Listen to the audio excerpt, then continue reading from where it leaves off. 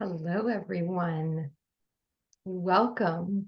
We are excited that so many of you could join us for today's event with Thomas Hübl, entitled Reconnect to the Essence of Life, Practices for Embodying the Wisdom of the Soul. And hello to the many Mystic Café members here with us today. It's so great to have you here with us as well. I'm Sherry, your technical host, and I'm very happy to be here as well. A few quick technical announcements before we get started. Closed captions are available for this event. For those of you joining us on Zoom with a computer, you can turn on closed captions by clicking the live transcript /CC button found at the bottom of your Zoom window. If you don't see it, click more, and then you'll find the CC button there. And if you're joining us on Zoom with your mobile device, closed captioning should automatically appear. And if not, mobile users can tap Settings, then tap Meeting, and then you can toggle closed captioning to on. If you're finding us on YouTube, the closed captions cannot be turned off. If you have technical issues or questions today, please email our support team at onlinecoursesupport@thomashuble.com. Those of you who are here with us on the Zoom call can submit a written question at any time by clicking on the Q&A button found at the bottom of your Zoom window. If you don't see it, select more, and you'll find the Q&A button there. And now, to get things started, I'm going to turn it over to Anna Molitor. Anna is one of Thomas's senior students and will be bringing Thomas on momentarily. So over to you, Anna. Thank you so much, Sherry. Hi, everybody. Welcome. It's great to be here with you. Welcome to our members and also to everyone else listening to this webinar with Thomas on the topic of reconnecting to the essence of life. And also, we appreciate if you're listening to the recording afterwards. And we're happy that you're here today with this wonderful topic also about the essence of life. And for those of you who are new to Thomas Hübl and his work, here's a brief introduction. Thomas Hübl is a teacher, speaker, founder of the Academy of Inner Science, and author of the book entitled Healing Collective Trauma, a process for integrating our intergenerational and cultural wounds, and the book entitled Attuned, Practicing Interdependence to Heal Our Trauma and Our World. Thomas works within the complexity of systems and cultural change, integrating the core insights of the great wisdom traditions and mysticism with the discoveries of science. For the last 20 years, he has led large-scale events and courses on the healing of collective trauma.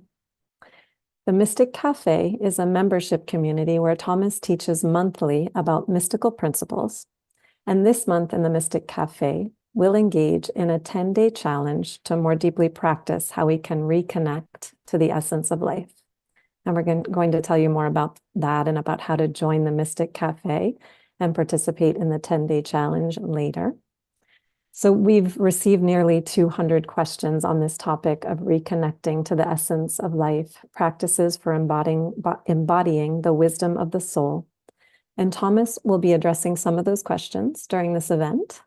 We might not get to your specific question, but we do hope and trust that you find value in the questions being addressed and that you'll find insights and inspiration in this hour that we have together. And so with that, I'd like to welcome Thomas here to join us. Thomas, Yes, great to I'm see you here. with us. I'm Great. here. Thank you, Anna. Yeah. And so maybe, Thomas, you could start by speaking to us a bit about what you mean by the essence of life. And I'm sure many of us are interested to hear specifically about how we can reconnect to it and find joy and connection in the present moment, especially in difficult or triggering circumstances. Hmm.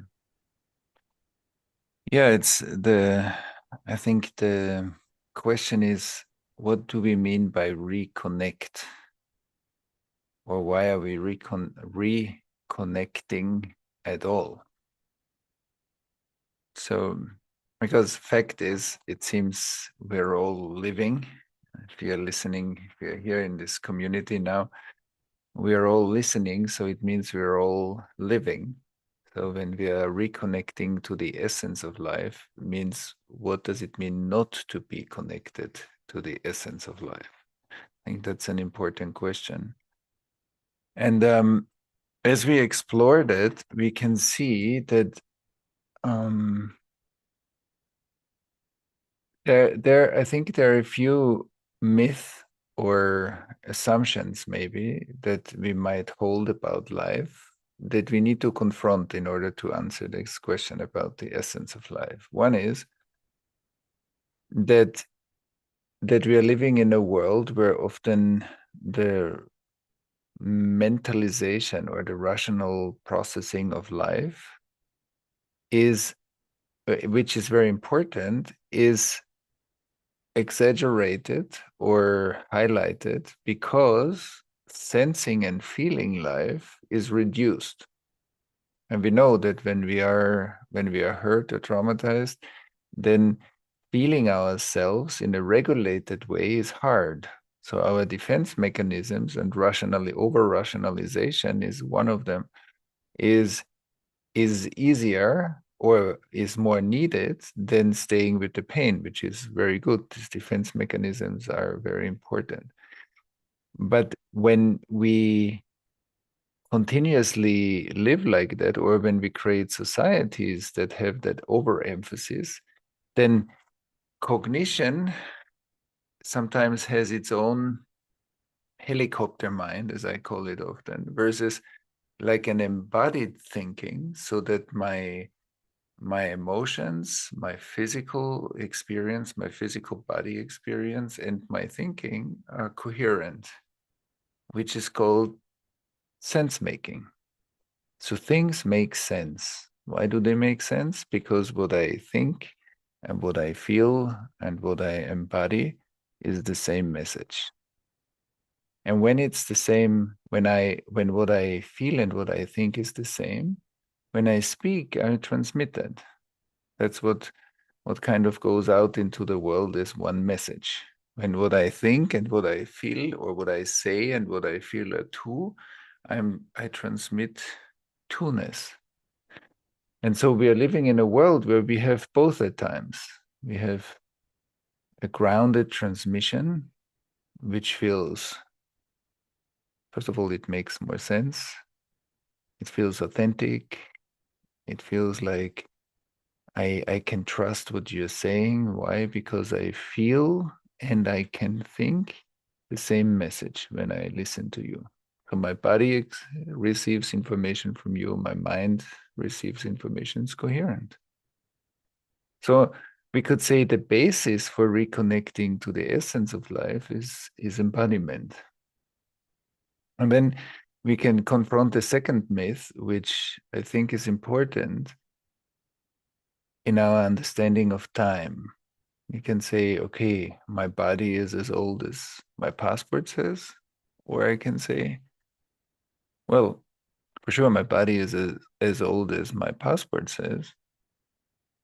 And at the same time, my body is much, much older because I am enjoying the whole achievements of thousands of generations of ancestors, people that lived before me, that handed over the wisdom to the next generation, to the next generation, to the next generation. And when I talk about wisdom, I talk about integrated life, the life that we could digest, the life that we could integrate, which means learning. So all the life that we learned from, that we integrated, has been passed on to us. So the question is, when we look at history, is history behind us, or is history us?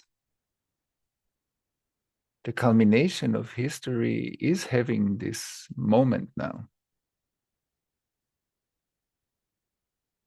So integrated history is presence, I believe, and unintegrated history is the past. And the past means overshadowing our experience, anxieties, fears, triggers, sadness, numbness, indifference, all those aspects because of which I think we ask, how do we reconnect? Because integrated life is connected. And so we want to create that discernment for today and say, wow, when I connect to my body, I believe I'm not only connecting to my physical body as Thomas, I'm connecting to the wisdom of all the ancestors that led up to Thomas. And you're connecting to all your ancestors that led up to you. So there is a lot of wisdom in the body. And on the one hand, we talk about that wisdom as reconnecting to the body or feeling the body, having like a regular practice, for example, and you can try this right now with me when you say, okay, I feel my body and I connect to my breath and I slow down a bit the way I exhale. And I feel, where is my body safe? Where do I feel myself at all in my body? Which areas of my body, my palms, my belly, my legs, my chest, my head, whatever shows up first. So I reconnect to body sensations. And from body sensations, with my breathing, my breath helps me to connect to my body sensations even more. It slows me down. Often when we are stressed, our whole expression goes up and out. When we have a regulation through our breath, slowly our stress can settle, can slowly down-regulate. Many things I have to do, the many things I'm thinking about, because if there's stress in the body, there are lots of thoughts in the mind often. And as I come down, And my breathing can help my nervous system to down-regulate, especially when I exhale a bit slower, a bit longer. And then I can start with, okay, where does my body feel safe? Where does your body feel safe right now? Where does your body feel open? Lively? Where do you feel inner aliveness, inner sensations like pulsing, streaming, tingling, flow sensations? Or you feel yourself sitting on the chair, your feet on the ground, maybe even the ground. So when we say, my breath, my body sensations are actually anchoring. And when I find myself often thinking, I can't do anything about the thinking in the thinking. But I can do something about overthinking through my body. Because when the stress in my body downregulates, my body begins to open up. And that's why when we sometimes sit with a cup of tea, or when we watch a sunset, or when we walk through nature, and we feel that our stress level decreases, I suddenly have more space to reflect. I can look at my life from a bigger perspective. I can begin to digest some of the situations of my day. There's more space. And when I digest and I allow myself to feel what I feel, my body digests emotions, my body digests experience, and integrates that experience into learning. And of course, that involves my cognitive functions, that involves my emotional functions, that involves my physical functions and stress levels. But it's all of it. And so embodiment is for many people a way to reconnect first to body sensations. And then once I can feel my body sensations more, I can begin to feel even my core more. So not only my body sensations, that's amazing, deepening my body sensations, having more connection to the ground, like the ground comes closer when we relax. When we relax, our body opens up to the ground. We feel ground, soil, land, earth. So we are more connected to, not even to, we are more connected. We feel the ecosystem more that we are. And as we feel the ecosystem more that we are, what we feel is data. It's data flow. When I feel my body, I feel data being channeled up and down my spine. And when I feel the soil underneath me or the land that I'm standing on, there's data. So I'm being informed. There's information. So I'm being informed. So I begin to feel, intuit, and also know more. Because I trust my sensing and my thinking. So it's sense making. Things make sense. And so I deeply believe that our bodies hold a lot of more information. Like our nervous systems are so much bigger libraries than personal libraries. My body is not just my personal body. My body is actually like an ancient library. And so the more I feel my body sensations, I get access to more data. It's like a big hard disk. The hard disk that contains a lot of humanity's knowledge. And with that knowledge comes intuition, So when I'm more connected to my body, I become more intuitive, I feel more things, I get a sense, I get a gut feeling, as we say sometimes. My heart is more connected to my gut, and my heart is more connected to my mind. So this becomes like a flow. And that coherence inside is what that's how we come closer to essence. Because that coherence is, in a way, the pipe system for our soul's essential intelligence. And that's when I begin to feel, oh, what really matters in my life. What calls me really? What matters really? What are the deeper motivations? I might have more superficial motivations, and that's great. But then there are deeper motivations that are connected to deep values, that are connected to my creativity, that are connected to my purpose in life, what I want to contribute to the world, even if sometimes our purpose is not always immediately clear, but aspects of it I can clarify. Qualities. And as I contemplate those qualities, they will form a purpose slowly in relationship, in exchange with the world. So what I was saying until now is that sometimes when we are too caught up in our minds, or when we feel disconnected, which means numb or kind of distant within our body, we actually can do practices like I described before to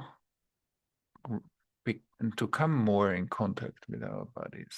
And through our bodies, we deepen that contact and create more coherence. The coherence is the pipe for our essence, for the light of our soul. And the light of our soul, it doesn't mean that everything in our life will suddenly be just good.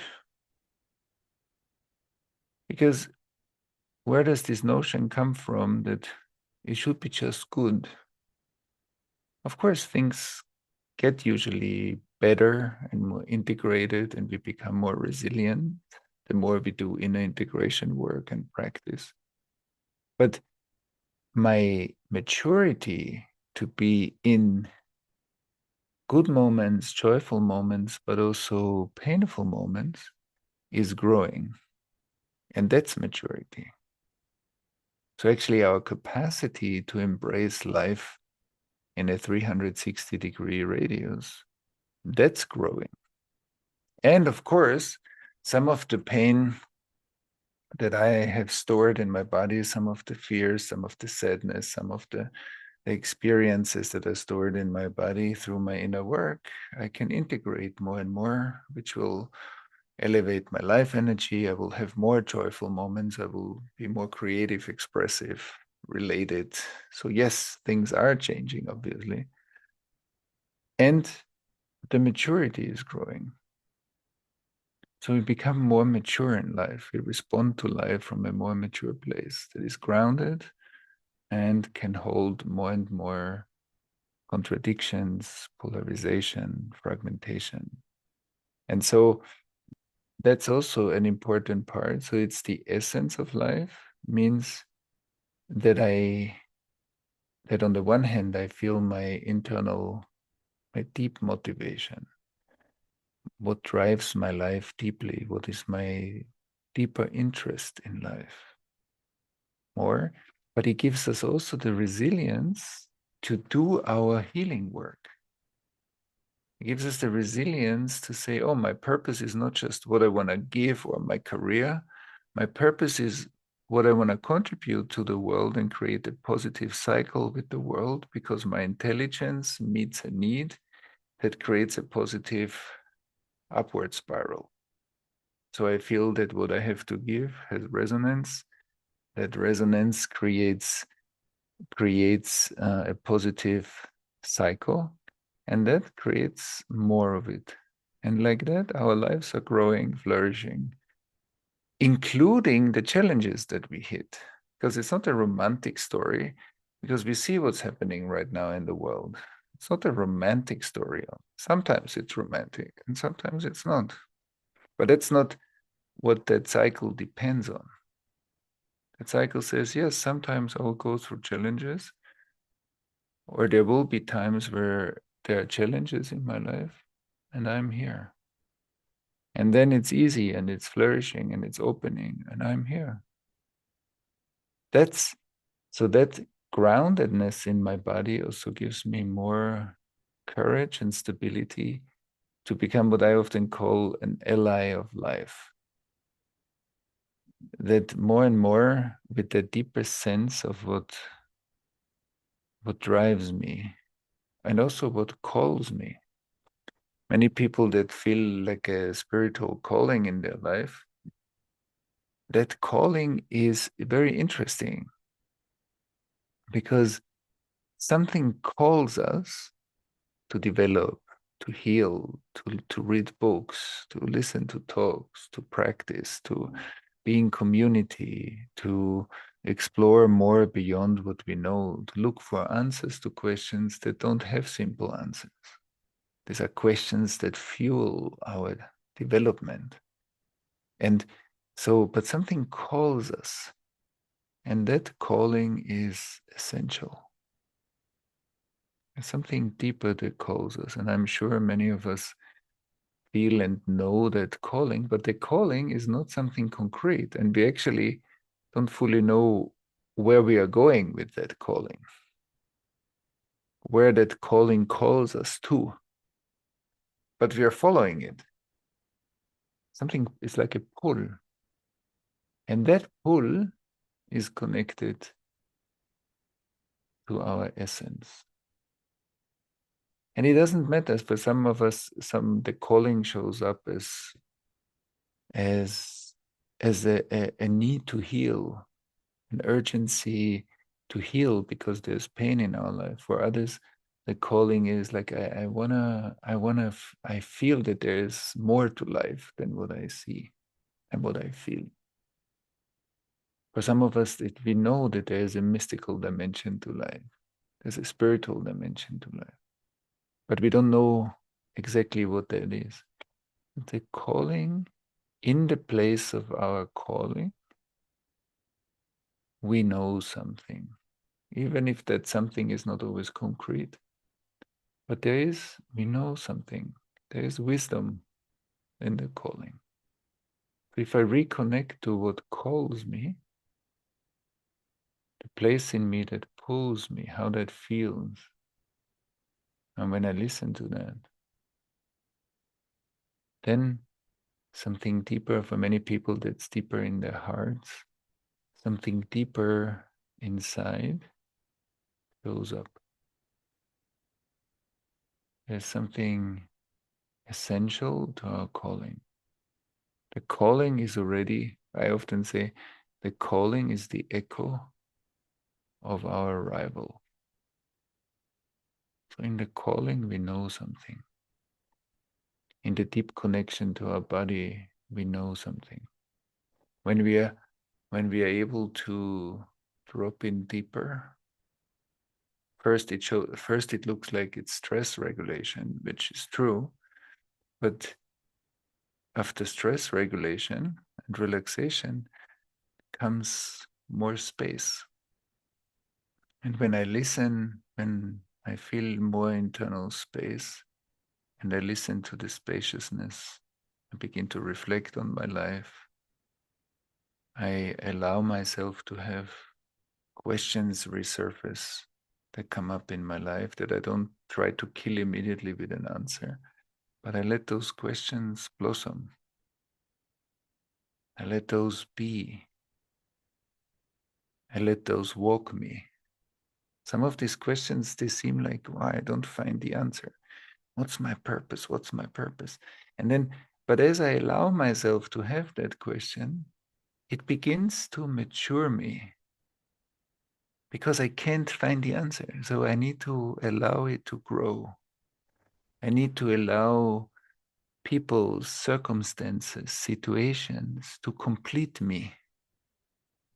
It's not just a me thing. Oh, I need to find my purpose. No, sometimes our purpose develops through a conversation. Sometimes my purpose develops a bit more through a talk that I hear that inspires me, a book that I read. And so my purpose is not just a separate thing. My purpose is in response to a world that is a collective intelligence field. The whole world is a huge biocomputer. And we are that huge biocomputer too. Everybody is. But in our trauma, in our separation, we feel separate, often separate. And reconnecting is, on the one hand, reconnecting. I begin to develop like a deeper sense, a sensing of myself, a deeper groundedness, a deeper regulation. But reconnecting also means I reconnect to the collective intelligence grid. And I often say what comes back into relation can heal. So something that we privatize, we hold inside, we hide, we feel where we feel distant. If we create healthy relationships that help us to bring those parts back into relation, it begins to heal. And not only does it begin to heal, our own healing becomes a remedy. And we know this from many people that heal their own trauma healing becomes actually part of their gift, becomes their gift. And what we heal in ourselves often is how we support other people to heal also when they have similar traumatizations or issues in life. So the essence of life is actually, yes, it's something we can connect to deep inside of ourselves first through our body sense and then through sensing our core and maybe our spiritual alignment, something that we sense when it becomes still, when we have enough space, and we can listen to that space, we can listen to something that's more empty. But the essence of life shows up in deeply meaningful conversations. The essence of life comes up when we do something and we feel we really contributed something to a person, to the neighbor, to a project, to the world. That's the essence of life too. That's the essence of life as relationship. And so we could also say that the divine shows up in the world, of course, through revelation, through insight, through awakening, like a growing consciousness. But the divine shows up as right relationship, how we show up for each other, how we support each other, how we don't stay just centered on ourselves, but we begin to give, and that giving becomes a positive circuit. And so in those generous relationships, the essence of life is present. And more than that, because relationality and generosity dispel trauma. Because we are all wired to be relational. And in meaningful and deep relationships, we heal. And when we are generous, we heal the scarcity of trauma.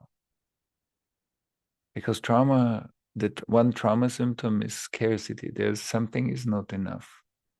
There's not enough space. There's not enough attention. There's not enough safety. There's not enough something. Trauma comes always with scarcity.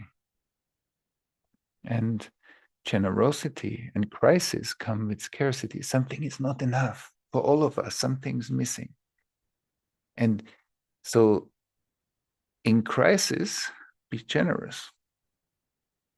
Even if it's hard, because it's hard. And that's why purpose and service are such important qualities in in the spiritual traditions. Because sometimes when one of us goes through a very difficult moment, generosity is the hand that reaches out to help us to go through the bottleneck of our own pain. And if somebody lends you a hand when you really need it, that generosity really changes something. And so how can we create a culture of generosity? How can we create a culture where we are the hands, we reach each other, we reach out to support each other, to go through these bottlenecks of pain, for us to see that we can get to another level of expansion. And that is also where the essence of life is active. Whenever that happens, it's active. And I have seen so many moments in all these 20 plus years of groups, whenever we are there, when somebody goes through that bottleneck, the sacred is present. Like deep healing moments, you can feel like there is a sacred presence in the room.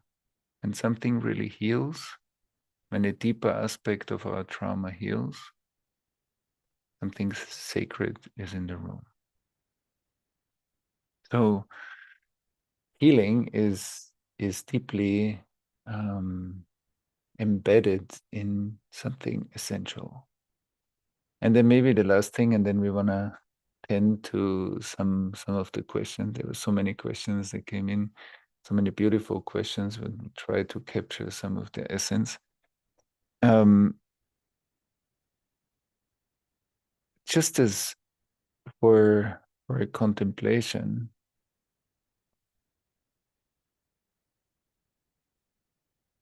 so when we look at life, because all of us here in this room are living, so we are life. That's very important. Sometimes we don't feel fully connected to life because we feel isolated, distant, triggered, separate, depressed. So we feel like I don't feel life, but it doesn't mean that I'm not living. I'm living. And so when I connect to my body and I connect to, once I have a sense of my body, I can connect to my conception. Once upon a time, there was a sperm and an egg. Then there was a big explosion. And a middle line has been created. And around that middle line, a whole life evolved. Today, this is called my spine and my central nervous system. But it came from that moment. But not to forget that that sperm and that egg were alive. And go back to a sperm and an egg that are alive, or were alive. Another conception, another conception, another conception. So when we tune in through our body, that actually there's an unbroken line of life wanting to live millions and millions of years. Unbroken, otherwise we wouldn't be here. So tuning in with that essential impulse that life wants to live.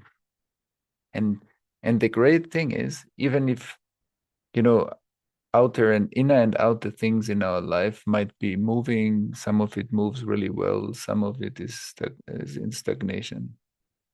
But that life is always moving. The essence, conception, conception, conception, conception, conception, conception. Life has a drive. And that drive is alive in us. and we pass the drive on to the next generation. And so we're in this line. And for us as human beings to dispel sometimes our self-centeredness, it's great to feel that we are part of a big context. And in that context, there's huge intelligence. There's the intelligence of parenting. We have been parenting for thousands of generations. We have been healing for thousands of generations. Life heals itself.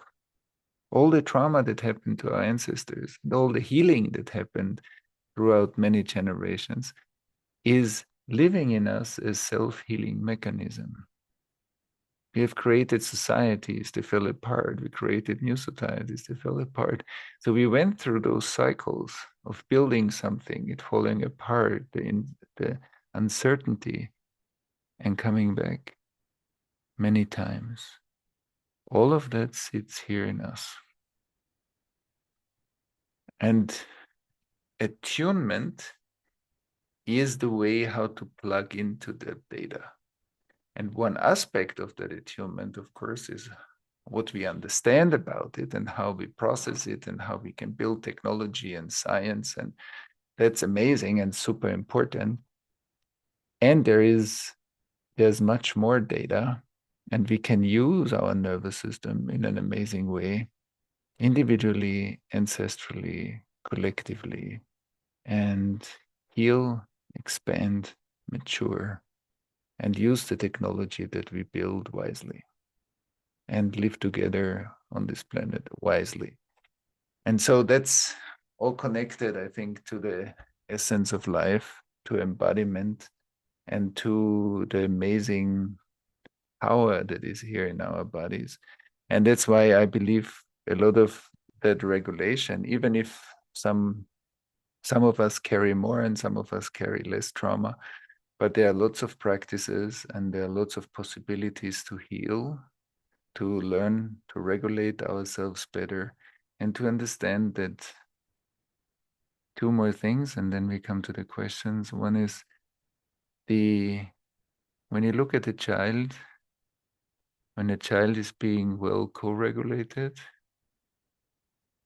first of all, it learns to regulate itself better as it grows up, and it can stay in the body. When there's a lot of childhood stress or attachment trauma, we can not stay well in our body. But when we can relax our fears with our parents, the world's safe. I become curious. I get scared. Come back. The world's safe. Every time the world's safe, my body opens up. My pelvis is open. My legs are open. I'm breathing into the ground. I feel that I'm an integral part of life, an integral part of nature. I'm not just on the planet, I am the planet. That separation, I'm on the planet. There is society and then there is me. There is the forest, there's nature, and then there's me walking through nature. That dualism is already part of our wound. We are much more integrated in it as that biocomputer. So right relationship also helps us to really be in the body. And the second thing, as I said, is our inner regulation, how we learn to regulate our nervous system and how we can train that through training and integration. That inner state becomes an ecosystem through us. Everybody you know, everybody you work with, everybody you relate to, kind of, we all transmit our inner experience into our environment. And so the regulated experience, presence goes viral. Stress goes viral in stressed nervous systems. Regulation goes viral. So in that, I think we see also that our inner state is not just our personal inner state, but it becomes an ecosystem equality. that affects all our relationships, the way we live our life, the way we create workplaces, projects, whatever. It has that quality. And we will live in that quality. So that's why I think also the Harvard long-term study says the number one health factor is relationships. I think that's very much to the point.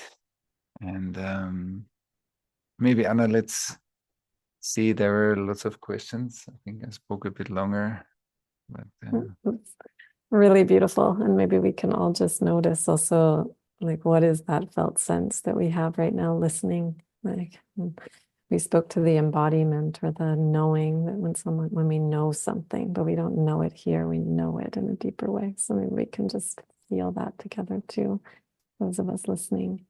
And yes, maybe I'm just thinking, I was appreciating so much how you're speaking to essence, not just in a kind of individual context, but in this relational and with all of life. And also what you just said about relationships. Maybe you could just speak briefly to, Laura asks, how can we reconnect to the essence of life if we're feeling fear or scared? Yeah, first of all, it depends very much on how we look at fear. If fear is something, when fear comes up, that I want to get rid of it as fast as possible, or that I begin to see, okay, when I'm scared, there are two aspects. One of it is my relationship to fear. Fear is an emotion, and same as like when our kids are scared, and you say, "Yes, I feel you're scared. Come to me. Come."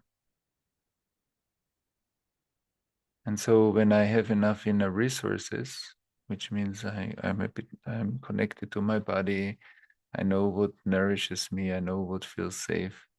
When I get scared, I can say yes to the fear. Come, come. I'm like, I embrace you. Come. So there's often the impulse to defend ourselves against the fear, which makes sense and is important, and made sense in our biography. All our defense mechanisms are intelligent. They are not problems, they are intelligent. We just need to learn how to work with it. But the emotion of fear is something that I want to, instead of kind of abandoning our fear, let's come. Of course, when fear is very, very strong, that we feel like in panic or our fear paralyzes us, then we do need to look for relationships and professional support, and we need to move our fear. Like when I'm afraid and I tell it to a friend, and a friend that really listens, that already is co-regulative and helps me to digest my fear better. So one is, what are supportive relationships? These are resources. Where is my body a resource? Where are people that I think of that feel safe a resource? Where are people that I can talk to a resource? Maybe I go to nature. I find my way. I listen to music, and it helps me to resource myself. So all of that is important. And also my relationship. I want to befriend my fear versus get rid of it. Because the fear I want to get rid of, I got rid of as a child already. Getting rid of is reproducing the trauma of our childhood or of our ancestors. And our ancestors had so much fear that they couldn't process it. It lives on in the next generations. We know this in many ways. So step by step, without getting overwhelmed, but yes, I'm willing. And that positive relationship to fear helps us also to reconnect. And the other thing is, when I feel scared, okay, I take a breath. I reconnect to my body sensations, because my body is like a vessel. And that vessel can hold the liquid of the fear. Fear is an emotion. Emotions are water. Our body is soil. So can we experience our emotions through the body? Because otherwise fear might shoot into the mind, and in the mind it creates a lot of thinking. And then we feel less connected to ourselves, because the fear goes into the thinking versus into the body, and through the body into the ground. So yes, I take a breath, I exhale a bit slower, I feel my fear, I take half a minute, stay with myself. I slow down a bit. I digest the stress, digest the fear, and ground myself. And as I said, when the fear is stronger, so that I feel it's too much for me, so then I look for positive relationships and also for professional support to help me to digest my fears so that I can take over that regulation myself after some time. And then through the body connection, I can, as we did it before, the fear is an emotion, it comes, it's like a wave, it decreases. And then I can connect deeper to my body sensations, and through my body sensations to the essence. Mm-hmm. Great. And we just have a couple of minutes here left for questions. So I'm going to combine a couple and see what happens for you as you answer it. You spoke a lot about embodiment, but I want to just add a question from Thomas P. that he's asking how you define embodiment and how would that be measurable, the degree of embodiment, like it's something that changes moment to moment, a quantity, or like heart rate variability. And so he's just asking also about the degree of like the connection between life purpose, direction, and this degree of embodiment.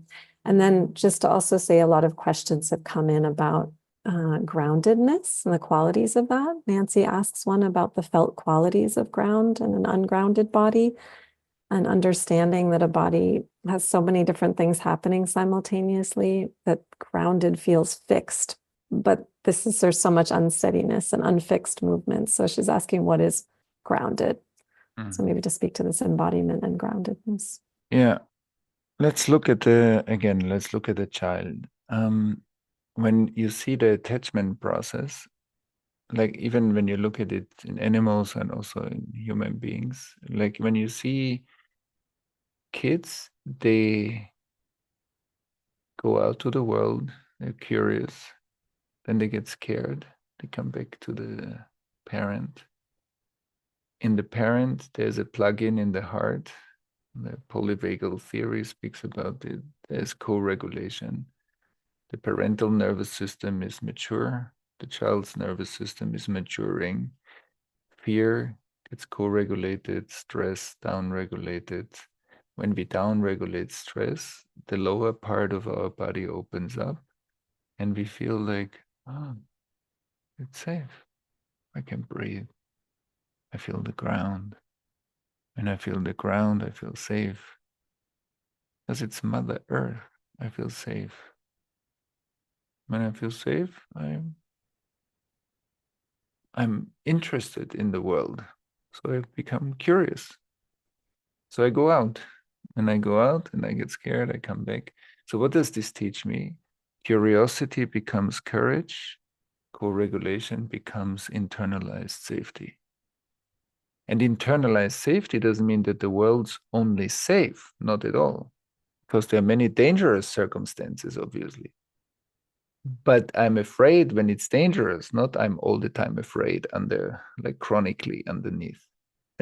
But for many people, the world, when we really feel it, is not a safe place. But the world is a safe place until it's not. And in some circumstances, there is a lot of hot trauma happening. So there, the world is really not a safe place. But there are either places in the world or situations where the world in that moment is safe. And so getting to know like this movement shows a lot. Okay, can I regulate my nervous system that I can be active, I can be in the world, I can be very engaged, and I can down-regulate when I want to go to sleep and relax, and my body opens up. On the one hand, this is groundedness. Why it's called grounded? Grounded means because in that state, I feel the ground is close. I can feel the soil underneath. I can feel the soil because I'm not separate from the soil. The planet is an extension, or I'm an extension of the planet. And it's when I feel it, it's not that there's me and the planet, it's a flow. And so there is a two-way data flow. But in nervous systems that are chronically holding, I don't feel that data flow. It feels it's me. I need to do life versus I need to do my part, but life is moving anyway. And so embodiment on the one hand is that through a healthy attachment process, we feel logged into the body and we feel safe in the body, except there is a danger. When there's a danger, it's healthy to feel scared and run away or do something to save ourselves. But chronic fear is something else. And then there is chronic fear from ancestral fear, ancestral trauma that our parents, grandparents, great-grandparents went through a lot of hardship, and that's being transmitted to us. So it's not only biographically true, it's also ancestrally true to a certain extent. And then, so there's individual grounding. That's why I often say there's individual grounding, there's ancestral grounding or ancestral embodiment. And then there is collective embodiment. In collectives where there's a lot of trauma, we cannot be collectively embodied. We cannot feel safe on the land. When the land has been hurt through all kinds of trauma in the society, so then the land in us is hurt. So we cannot really feel safe on the ground. So there is what I call our collective nervous system also has a grounding. And I recently was in a group and we talked about massive collective trauma in that society. And when they came up in the group, one person said, when I feel my body, I feel a deep hole in my body. That's amazing. That means the collective trauma lives as absence in our bodies without us often knowing that it does. So only when that comes up as a collective space, we see how much of our body we do not inhabit. So unconscious areas in our nervous system are tuned down areas like a part of a city without light. So disembodiment, individual, ancestral, and collective disembodiment are areas in us that we don't even know that we don't inhabit. So that the part that is not embodied, we often don't know that we are not embodied there because we don't feel it. And there is no signpost that says, here, you are not.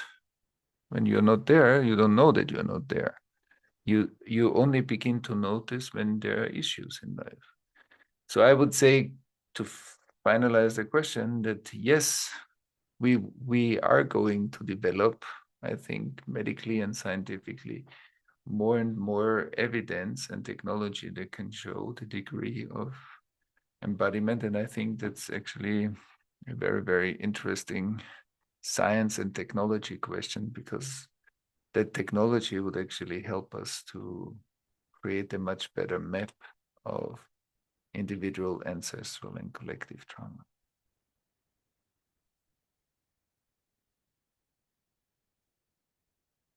Thank you so much, Thomas. It's beautiful. We're coming now to a close. So we did want to just mention that a lot of people have been asking about, recommending practices and things for this. So you are offering this 10-day practice challenge to dive deeper into this topic. And we're coming to the end of our time. If you just have a sentence or two you want to add about this with the daily practice and what we're going to be entering into here together. Yeah, we're offering periodically now a Mystic Café. We are offering like these 10-day challenges where we take a certain topic. This time it's embodiment and reconnecting to essence, and see that every day there's a practice, and then there is like the community goes through the practice. It's kind of a commitment to like 10 days of practice, and there are all kinds of variations that can help us to reconnect to what we discussed today. Yes. Thank you so much, Thomas. It was a beautiful conversation, lots of inspiration. And we had many questions, but we'll be able to go deeper with that in the 10-day challenge and in the Mystic Cafe if you join us. And I'm going to pass it over to Sherry to give us some information about joining. Thank you so much for being with us. And Sherry, over to you to let us know how we can join that. Thank you, Anna. Thank you, Thomas. If you're interested in joining us, I'll just share a few details. And you can also hop over to www.mysticcafeonline.com to get all of this info. So the 10-day challenge will begin with a 90-minute live opening event with Thomas on Sunday, June 16th at 9 a.m. LA, 12 p.m. New York, 6 p.m. Berlin. The 10-day challenge is only available to members of the Mystic Café, and there are 2 ways to become a member. You can sign up for the monthly membership program for $37, or sign up and save with the annual plan, which equates to getting 2 months free. Once you're a member, you'll enjoy live 90-minute sessions with Thomas every month, live monthly member gatherings hosted by Anna. Plus, you'll have access to a rich library of recordings from Thomas, including a year's worth of past Mystic Café sessions that are only available to members. And of course, you'll receive the new 10-day challenge, Reconnect to the Essence of Life, which is yours to keep when you register. So if that interests you, we warmly invite you to join us for the Mystic Café and the new 10-day challenge. You can get all the details and sign up at mysticcafeonline.com. And we're putting that link into the chat now. If you're already a member of the Mystic Café, we'll start the new 10-day challenge at our next session on Sunday, June 16th. So please watch your email for that link. I'd like to thank everyone for listening and participating through your presence. And again, we'd love to have you join us in the Mystic Café. Thomas, any final words from you? No, I think that was lovely. I think we have said enough. Now let's let it drop in. I think that's good. Wonderful. Thank you. So thank you all for attending today, and we look forward to seeing you very soon. Bye for now.